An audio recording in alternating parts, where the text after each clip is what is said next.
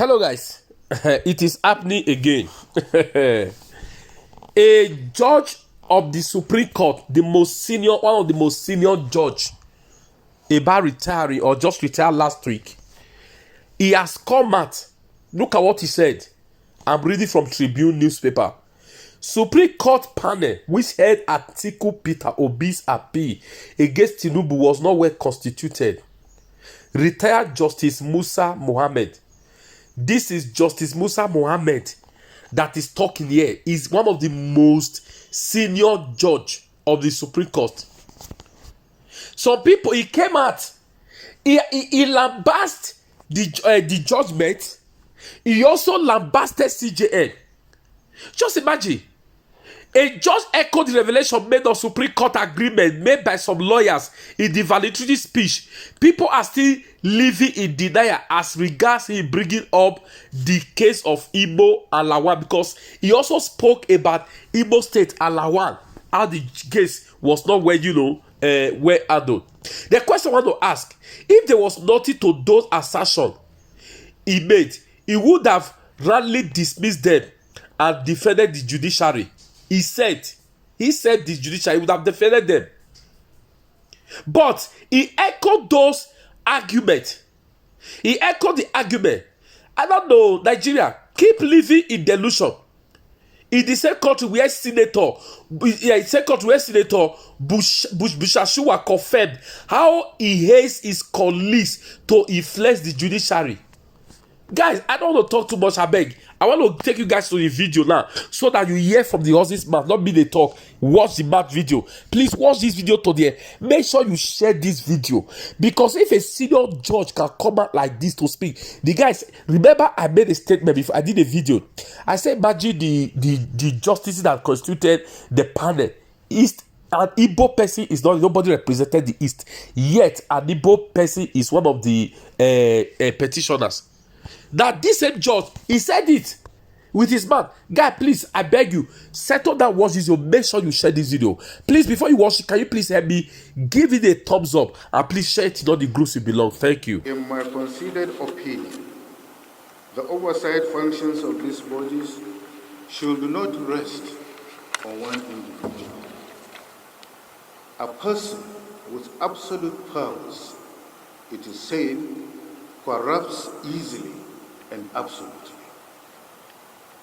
As chair of NJC, FJSC, NJI, and LPPC, appointments as council, board, and committee members are at his pleasure. He neither confers with fellow justices nor seeks their counsel or input on any matter related to these bodies. He has both the final and the only say. The Chief Justice of Nigeria has power to appoint 80% of members of the Council and 60% of members of the Federal Judicial Service Commission.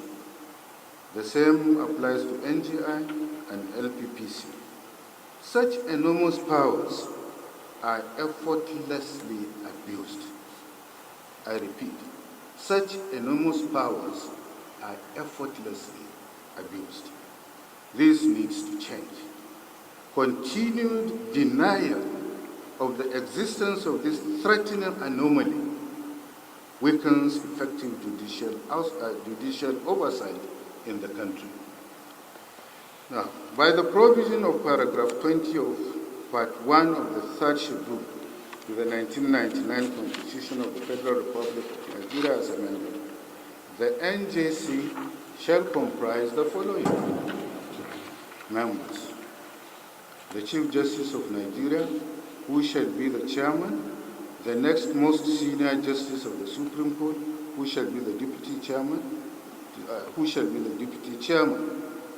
Regrettably, the next most senior justice of the Supreme Court, like deputy governors of states, shorn of any official function except at the pleasure of the governor, is neither consulted on anything nor does he have any official function.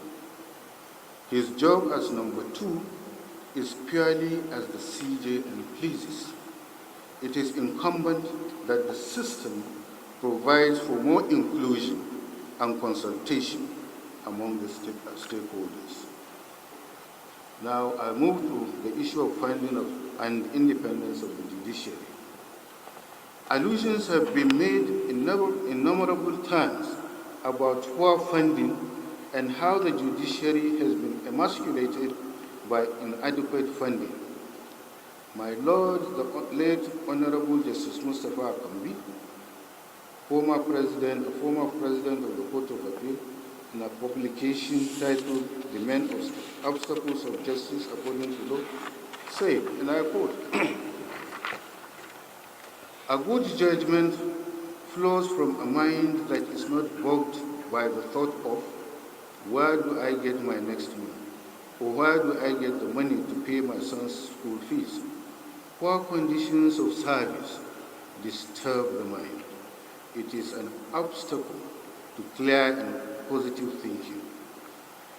Beyond the issue of the salaries of justices remaining static with no graduation for almost 15 years now, it is instructive to inquire what the judiciary also does with its allocations. Who is responsible for the expenditure? An unrelenting searchlight needs to be beamed to unravel how the sums are expended. In 2015, when President Muhammad Buhari became the president, the budgetary allocation to the judiciary was 70 billion naira. In 2018, appropriation bills submitted to the National Assembly, the president allocated 100 billion to the judiciary. The legislature increased it to 110 billion, 10 billion above the 100 billion appropriated for the 2017 fiscal year. At the end of President Buhari's tenure in 2023, judiciary's allocation had increased to 130 billion. 130 billion. This is an increase from 70 billion to 130 billion in 8 years. The present government has allocated an additional sum of 35 billion naira to the judiciary for the current financial year, making the amount of money accessible by the judiciary to 165 billion naira.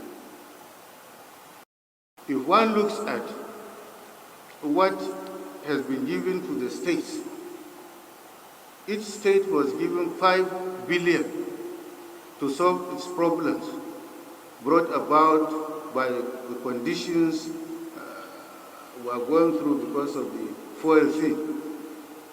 If you look at what is given to the judiciary, and yet we are still saying that the judiciary is being emasculated, I think there is something wrong somewhere.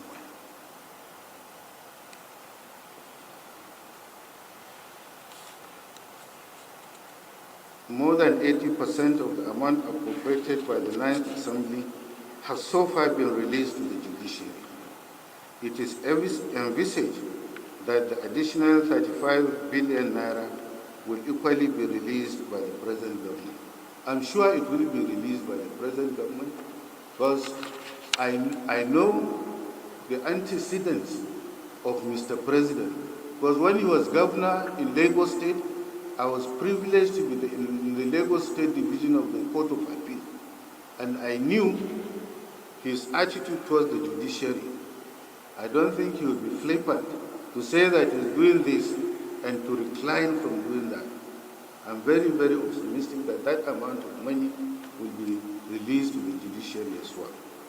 Now, notwithstanding the phenomenal increases in the sums appropriated and released to the judiciary, justices and officers' welfare and the quality of service of the judiciary that the judiciary render have continued to decline.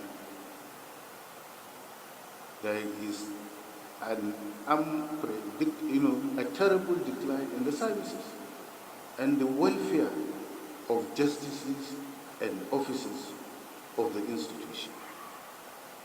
I should know, and I know, and I'm saying it as I know them. It may interest one to know that, and this is another ridiculous thing, that the Chief Registrar of the Supreme Court earns more than the justices of the court. It's not something of today. This anomaly has been in existence all these years. I was a Chief Registrar in 1986. I knew what salary I drew vis-a-vis what the judges of the High Court that I served were taking. Supreme Court is the apex court. And yet, the Chief Registrar of this court earns much more than I do, earns much more than we all do. And nobody talks. Nobody talks. While she earns 1.2 million a month, justices take home 751,000 naira in a month. The Chief Justice, on his part, takes home 400,000 plus. The Chief Justice. The salary of a justice, curiously, drops rather than increases when he gets the added responsibility of being a Chief Justice.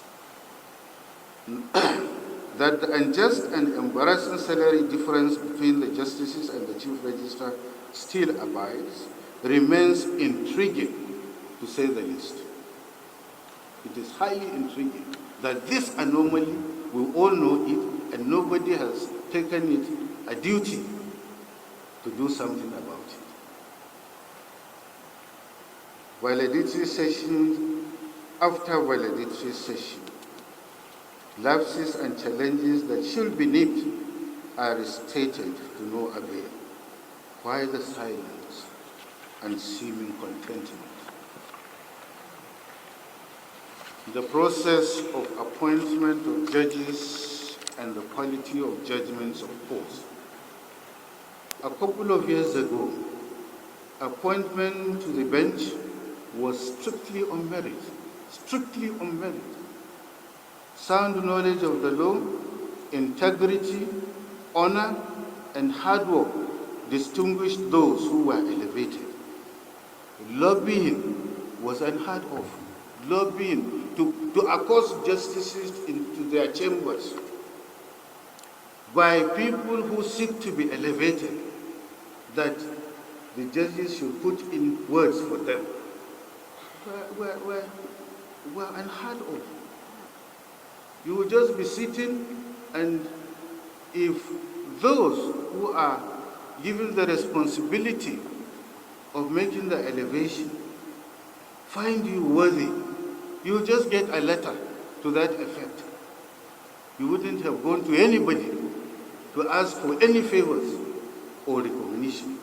But that is not the case today, unfortunately. I never lobbied, not at any stage of my career, to secure any appointment or elevation. And I challenge anybody to contradict this statement of mine. As much as possible, the most qualified men and women were appointed. That can no longer be said about appointments to the bench these days. The judiciary must be uniquely above board. Appointments should not be polluted by political, selfish, and sectional interest.